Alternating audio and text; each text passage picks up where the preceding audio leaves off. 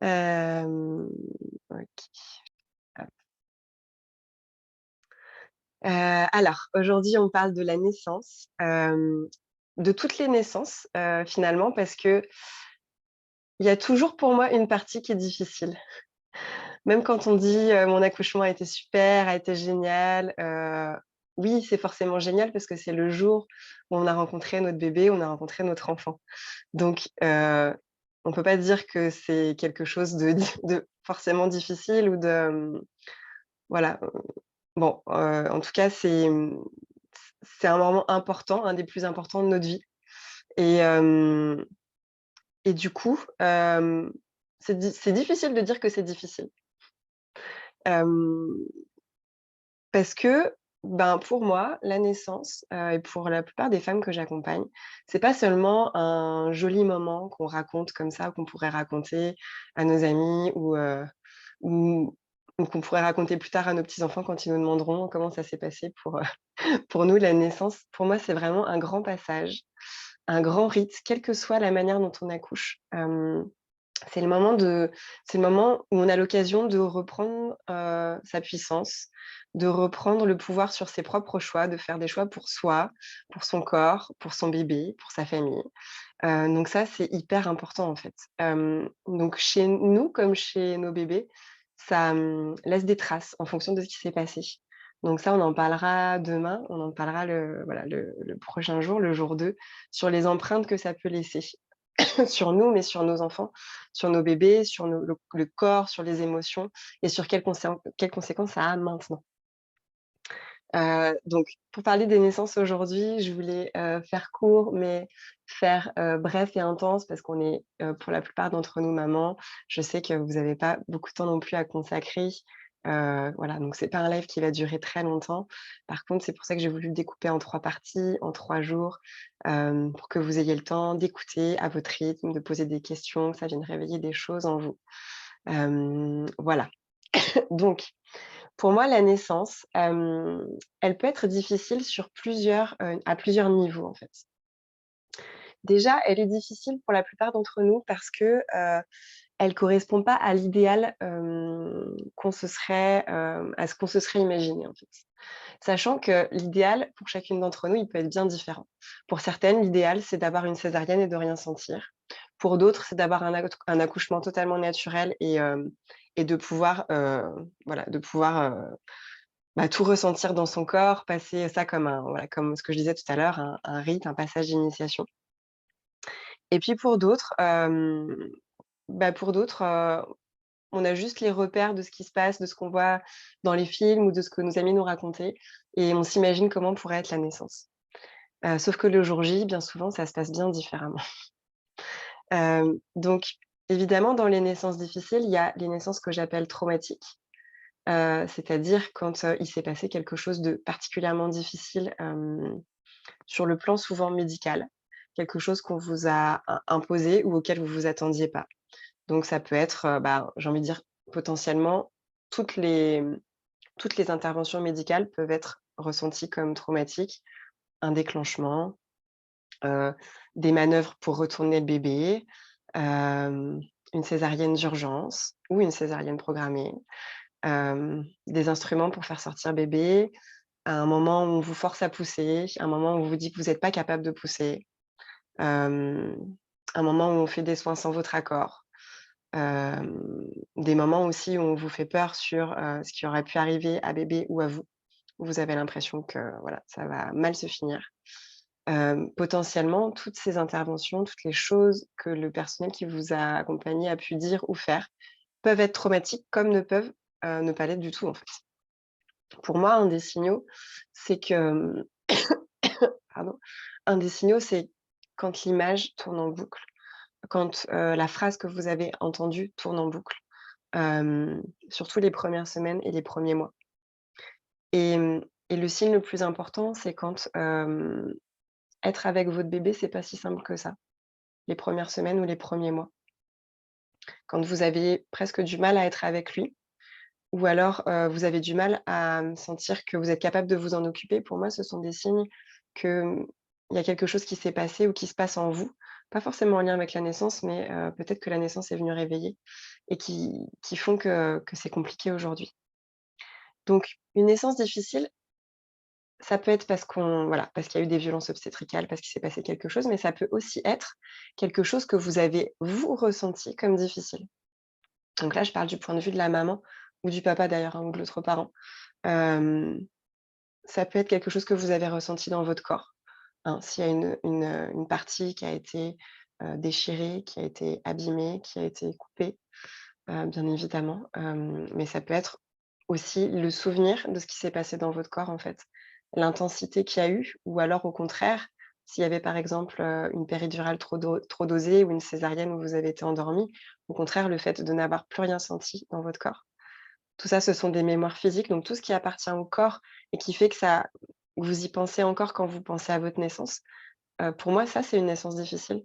Hein, tout simplement, si une maman, qui a un souvenir de péridurale, qui s'est dit: La péridurale était tellement dosée que j'ai pas pu me mettre debout, j'ai rien senti et j'ai pas voilà, j'ai pas réussi à sentir mon bébé naître» et qu'elle le vit comme quelque chose de difficile, ben, ça, c'est une naissance difficile. Là où chez quelqu'un d'autre, peut-être, ça aurait été ressenti comme: «Waouh, génial, mon bébé, il est sorti tout seul, j'ai rien senti, c'était trop bien». Voilà, ça pour vous dire que ce qui est difficile, c'est propre à vous. Donc ça peut, comme je viens de le dire, concerner votre corps, le corps physique. Ça peut concerner les émotions aussi, évidemment. Tout ce que vous avez pu ressentir. Si vous avez ressenti une grande tristesse, soit parce qu'il s'est passé quelque chose, d'important dans votre vie pendant la grossesse, une séparation, un décès dans la famille, quelque chose d'important. Je pense aussi à toutes les femmes qui donnent naissance et qui ont, pour lesquelles leurs mamans sont décédées. C'est quand même un chemin particulier de donner la vie à un enfant, en devenant mère, alors qu'on n'a plus sa propre mère. Ça, c'est vraiment quelque chose aussi. Donc tout le cocktail d'émotions, en fait, la colère peut-être envers soi ou envers le personnel soignant qui répond pas à nos demandes ou pas aux souhaits de naissance qu'on aurait aimé. Hem, voilà, ça peut être la honte aussi évidemment parce qu'on est dans une position très vulnérable. Hem, je repense à des pas mal de témoignages aussi de mamans qui se sentent un peu, comme laissées pour compte, une fois que le bébé est né, où on est laissé là, presque, dans une position, enfin les jambes écartées avec du sang, hem, dans une position qui est pas digne en fait, ouais qui est pas digne quoi. Donc voilà, tout le cocktail d'émotions et aussi, évidemment tout ce qui concerne, tous les paramètres extérieurs. Hem Tout ce qui concerne les personnes qui sont autour de vous, donc on a déjà parlé du personnel, mais ça peut être, l'autre parent, le papa, l'accompagnant, hem, qui, hem, qui fait que c'est difficile. Parfois, il y a des papas qui veulent s'impliquer, puis en fait, le jour J, ils peuvent pas. Ou alors, je repense à toutes ces naissances qui se font en milieu hospitalier où les papas sont pas considérés, en fait, où ils ont pas leur place, en fait et où ils sont dans un coin et juste ils subissent ce qui est en train de se passer et ça, c'est très dur pour, la femme de voir son conjoint, finalement si impuissant. C'est dur pour le conjoint évidemment de pouvoir enfin, en tout cas de ne rien faire à ce moment-là. C'est dur pour tout le monde. Donc tous ces paramètres, il y en a bien plus encore, hein, sont propres à chacun. Mais ce que j'ai envie de vous dire, c'est qu'une naissance qui est difficile pour vous en tant que maman, hem, c'est propre à vous. J'étais avec une cliente il y a 2 jours, on est revenu du coup sur la naissance de son bébé. Et elle me disait: «Oui, mais tout le monde me dit que mon accouchement, il était idyllique et tout ça, mais moi, je l'ai mal vécu. Il y a plein de choses que j'ai pas bien vécues et tout ça» et pourtant, c'était un accouchement naturel, c'était un accouchement rapide, tout le monde allait bien. Ouais, mais c'est un accouchement qui est difficile parce qu'il y a des choses qui se sont passées qui ont été difficiles pour elle. Donc ça, je pense que pour celles d'entre vous qui ont donné naissance, vous vous souvenez de certaines choses qui ont été difficiles. Moi, par exemple, j'ai des souvenirs, c'était une très belle naissance, que j'ai voulu enfin qu'on a voulu avec, le papa la plus naturelle possible, qui s'est passée en maison de naissance. J'ai tout de même des souvenirs, qui sont difficiles, qui m'ont ramenée à des choses anciennes, à même du transgénérationnel. Je me souviens que, c'était une peur que j'avais déjà enceinte, mais tout ce qui est, moi j'avais la peur de la déchirure en fait, hem, de la déchirure au moment où le bébé sorte que genre que tout se déchire quoi. Hem et au moment où j'ai senti ma fille qui sortait en fait, enfin qui passait en bas, ça a été une grosse frayeur quoi et je sais que ça a aussi à voir avec, l'histoire de ma propre naissance, de comment ça s'est passé pour ma maman quand je suis née. Cette peur-là, elle vient pas de nulle part, donc ça vient réveiller aussi plein de choses, hein. Ça, on le verra demain quand on parlera des empreintes, mais ça vient réveiller plein de choses. La naissance aussi, elle a été difficile du point de vue de mon conjoint parce que, bon, je veux pas parler à sa place et je veux pas raconter son histoire, mais je pense qu'il l'a pas vécu aussi bien que je l'ai vécu. Et moi, j'étais dans ma bulle, j'étais toute contente, c'était un accouchement qui était, transcendant pour moi en fait, je me suis pas rendu compte à quel point ça avait été difficile pour lui. Hem, voilà, il y a plein de choses qui sont pas si évidents, sans parler de, voilà, les premiers instants avec bébé, si on est, séparés quelques minutes, quelques heures, si la première mise au sein, elle se passe pas comme on l'a voulu. Voilà, il y a tous ces petits moments-là, en fait, qui peuvent être vraiment, difficiles en vrai. Difficile. Hem, l'idée quand je viens faire des séances pour, reparler de la naissance, c'est pas de tout guérir. C'est pas de se dire, «On devrait, heu, on devrait arriver, neuf, on devrait arriver, ouais, comme tout propre sur cette terre et bébé n'aurait plus rien à ressentir, et il serait, voilà, ce serait parfait, ce serait parfait». Non, l'idée, c'est d'accueillir ce qui s'est passé, de mettre de la douceur. Parce qu'en fait, ce sont vraiment, les premiers moments. Les premiers moments évidemment pour votre bébé, mais aussi les premiers moments pour vous en tant que maman, en fait. Et ça s'inscrit dans notre chair, ça s'inscrit dans nos cellules, en fait. Ces premiers moments-là. Hem, ouais, ces premiers moments, en fait. Qui je suis maintenant que je suis mère? Qui je suis maintenant que je suis née en tant que bébé, en tant que personne, en fait? Et ça, on n'en a pas un souvenir conscient, mais on en a un souvenir cellulaire, en fait et ça marque nos vies de maman et ça marque nos vies de bébé, puis d'enfant, puis d'adulte, en fait. Et je sais que c'est compliqué de se dire: «La naissance de mon enfant a été difficile», parce que ça sous-entend que, ben, que, voilà, avec notre enfant, il s'est passé quelque chose de difficile et ça, c'est pas toujours facile à accepter. Mais, mettre ça sous le tapis en se disant: «Ça appartient au passé et maintenant j'avance, j'essaye d'avancer et peu importe ce qui s'est passé pendant la naissance ou pendant la grossesse, ben, c'est derrière nous et ben, on y va, quoi». Et ça, c'est ce que je vois chez beaucoup de parents que j'accompagne et chez beaucoup de papas aussi qui disent: «Bon, on n'a pas besoin de revenir là-dessus, c'est bon, quoi». Oui, c'est vrai, mais parfois pour avancer, on a besoin de fermer des portes, en fait, de fermer certaines portes et parfois quand la naissance a été difficile, quand certaines choses ont été compliquées, bah, on a besoin de fermer cette porte-là pour continuer à aller de l'avant, en fait. Et tant qu'il y a une petite partie de nous qui résonne avec ce truc-là, et ben il y a il y a une partie de ce qui s'est passé pendant cette naissance qui est encore présente dans notre présent, en fait. Si je vous donne un exemple, pour moi, par exemple, j'ai pas pu allaiter ma fille pour plein de raisons que je vais pas vous expliquer ici. Et j'ai mis la lumière là-dessus il y a pas si longtemps que ça. Mais en fait, pour moi, ce ratage d'allaitement, hem enfin, peut-être pas le ratage de tout l'allaitement, mais en tout cas le ratage de la première tétée vraiment, où ça s'est pas passé comme je voulais, je voilà, ça s'est pas passé comme je voulais. Ça a imprimé en moi le fait que je suis pas capable de nourrir mon enfant. Je suis pas capable de lui donner à manger. Et comment ça se traduit encore maintenant, aujourd'hui, elle a 6 ans, c'est je suis pas capable de la nourrir et j'ai un mal fou à lui faire, un repas. Donc c'est son papa qui cuisine beaucoup. Alors certaines diront: «Ouais, trop cool, trop bien». Ouais, mais moi, j'ai toujours adoré cuisiner, j'ai toujours adoré manger, j'adore la nourriture et cette empreinte-là, on est en train de la guérir, on est en train de, voilà, de la processer de différentes manières, mais elle est encore présente en filigrane.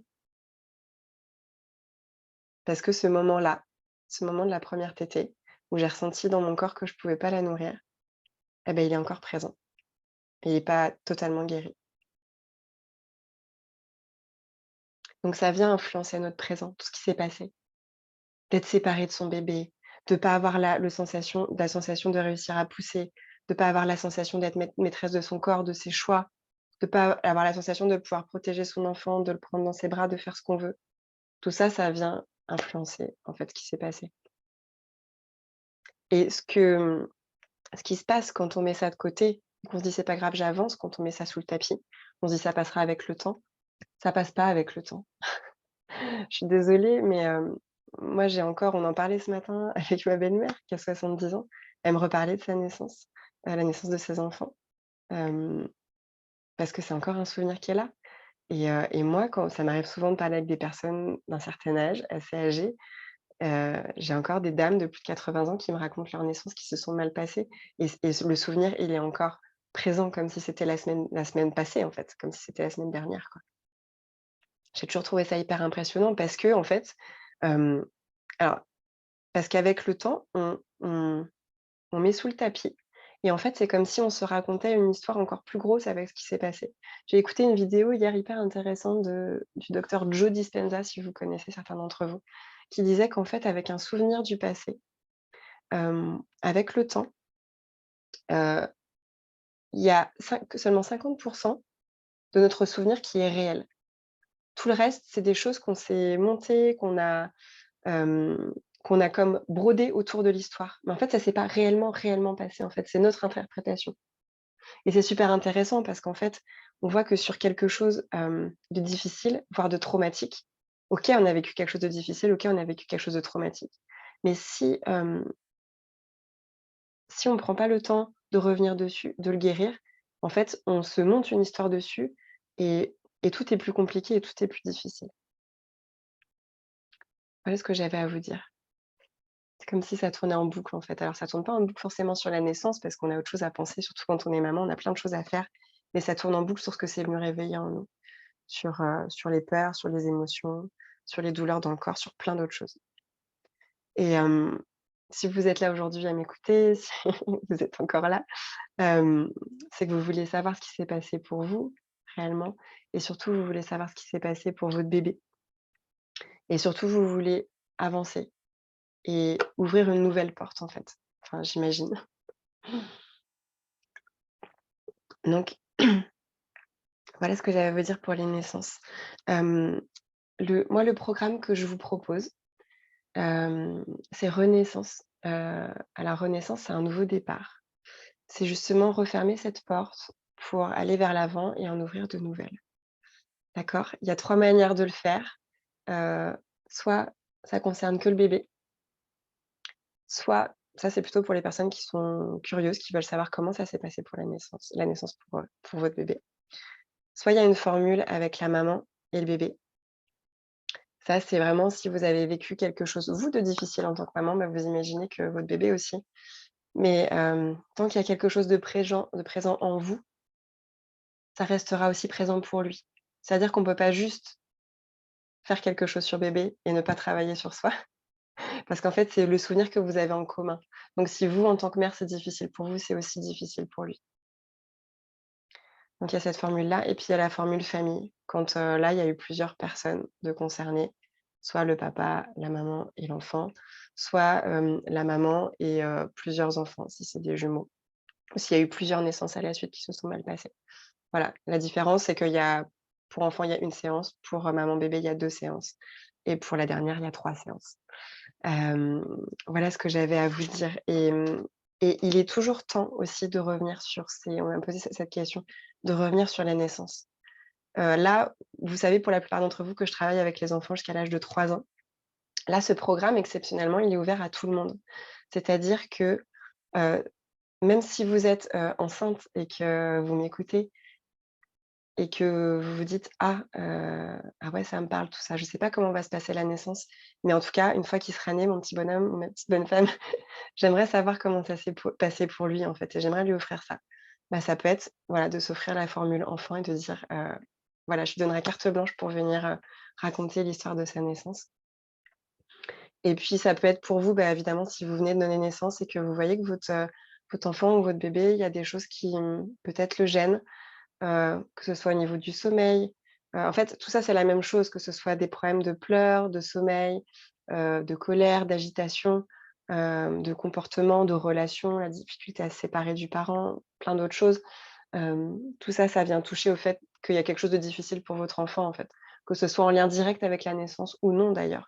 Mais, voilà, pour vous dire que peu importe l'âge de votre enfant, même s'il a, 10 ans, que la naissance a été difficile, que vous estimez que vous avez envie de revenir dessus, que vous avez envie de fermer cette porte, peut-être pour une prochaine grossesse. Parce que là, vous vous dites que si c'est pour revivre, une deuxième fois, une naissance comme ça s'est passé, c'est pas il n'en est pas question. Donc ça peut être pour refermer la porte de cette naissance-là, pour éventuellement un jour peut-être avoir un autre désir d'enfant.